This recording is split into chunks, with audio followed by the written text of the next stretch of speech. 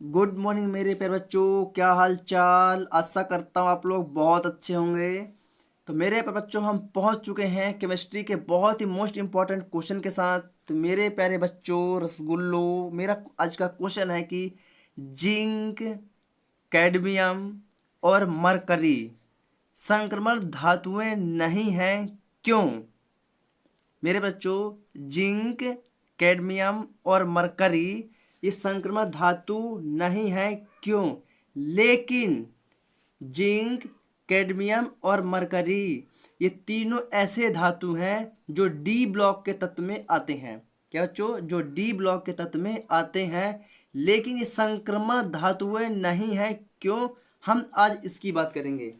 तो मेरे बच्चों, आप लोग क्वेश्चन को बहुत ही प्रॉपर तरीके से समझ लीजिएगा कि जिंक, कैडमियम और मरकरी ये संक्रमण धातु नहीं है ना? क्यों? हमको इसका कारण बताना है। तो चलिए हम बात करते हैं इनकी।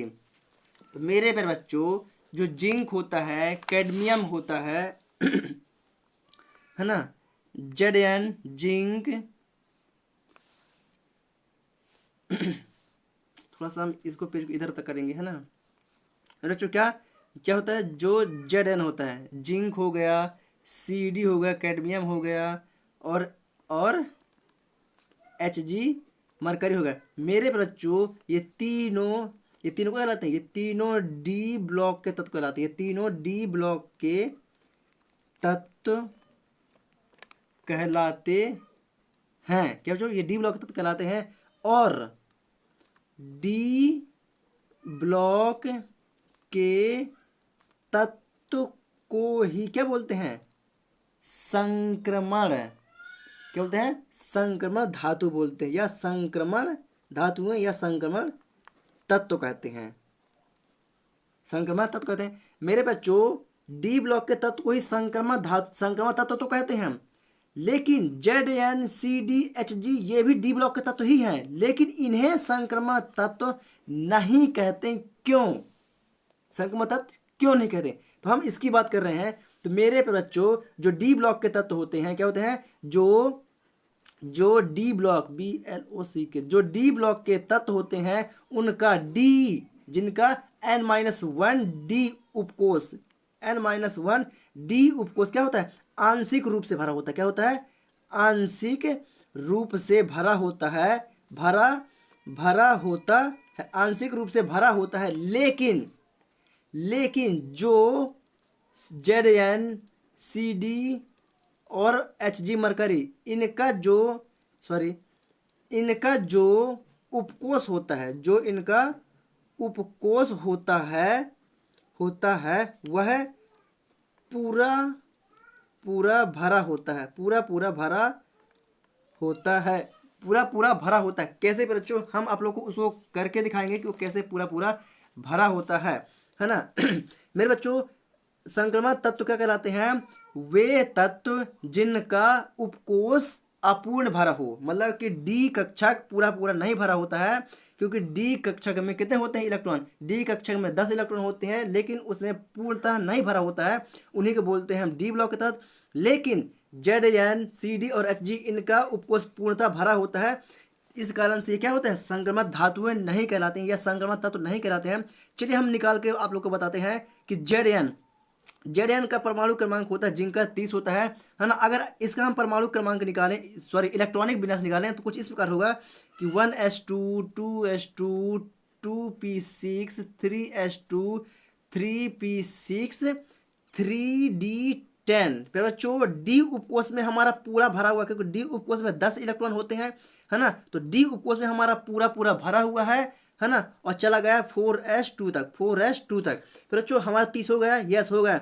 10 2 12 12 6 18 18 2 20 20 6 26 26 2 28 28 2 30। Zn का 30 हो गया इलेक्ट्रॉनिक विन्यास। यस, 30 हो गया, जिसका हमारा डी उपकोष क्या भरा? पूरा भरा होता है ना। क्योंकि बच्चों, जो संक्रमण तत्व होते हैं, उनका डी उपकोष अपूर्ण भरा होता है। तो वो संक्रमण तत्व कहलाते हैं। लेकिन जिंक का डी कक्षा क्या भरा हुआ? पूरा भरा हुआ है। इसलिए जो जिंक हमारा होता है, क्या है? वह संक्रमण तत्व नहीं है, संक्रमण तत्व के अंतर्गत नहीं आता है। और कैडमियम सीडी का परमाणु क्रमांक होता है कितना बच्चों? 48। अब इसका भी निकाल के देखते हैं हम इलेक्ट्रॉनिक विन्यास। इसका इलेक्ट्रॉनिक विन्यास होता है बच्चों 1s2 2s2 2p6 3s2 3p6 3d10। तो बच्चों 3d10 ये भी उपकोष पूरा भरा हुआ है, लेकिन अभी हमारा 48 नहीं हो रहा है ना। तो 4s2 4p6 4d10 ये एक और हमको परमाणु क्रमांक मिल गया है जो डी उपकोष का है ना। अब 4f2 बच्चों अब इसको गिनेंगे, हालांकि f में 14 होते हैं लेकिन यहाँ पर 2 तक जाए क्योंकि हमें 48 चाहिए। एक बार पुनः हम गिन के बता देते हैं, है ना। तो बच्चों 10 2 12 10 2 12 12 6 18 18 2 20 20 10 20 10 30 30 6 36 36 2 38 38 और 38 2 हो जाएगा, 38 2 40 40 6 46 46 2 48। बच्चों 48 पूरा हो गया करने में यस। लेकिन हम इनके डी उपकोष को देखते हैं तो क्या भरा है, इनका डी उपकोष पूरा पूरा भरा हुआ है बच्चों। इनका डी उपकोष क्या हुआ, इनका डी उपकोष पूरा पूरा भरा हुआ है। इसलिए जो हमारा कैडमियम होता है क्या होता है, वह संक्रमण तत्व के अंतर्गत नहीं आता है, वह है तो डी ब्लॉक के तत्व, मतलब जिंक कैडमियम और Hg ये डी ब्लॉक के ही तत्व हैं, लेकिन ये संक्रमण तत्व नहीं है। क्यों, क्योंकि इनका जो डी ब्लॉक होता है यह पूरा पूरा भरा होता है, ये पूरा पूरा भरा होता है। चलिए बच्चों, और Hg का होता है परमाणु क्रमांक 48, है ना। अब इसका निकाल के बताते हैं आप लोग को। तो 1s2 2s2 2p6 3s2 3p6 3d10 4s2 4p6 4d10 4d10 4f40 4f40 5s2 5s2 5p6 5d10 और 5f2। बच्चों हमें कितना डी उपकोष मिले, एक 4d उपकोष ये मिला, एक 3d उपकोष ये मिला, एक 5sd उपकोष ये मिला। हम देख रहे हैं बच्चों यहाँ भी हमारा डी उपकोष क्या होता है, पूर्णतः रूप से भरा हुआ है।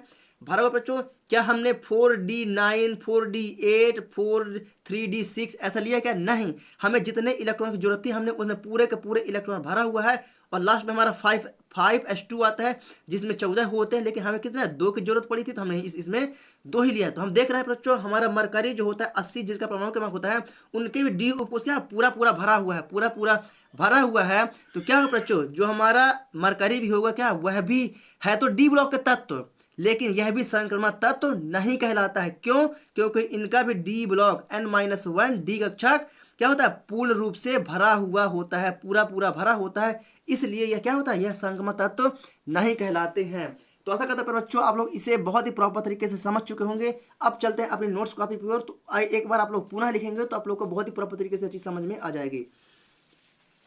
तो चलिए बच्चों ये रहा हमारा क्वेश्चन कि Zn जिंक कैडमियम Cd और मरकरी Hg संक्रमण धातु नहीं है, क्यों।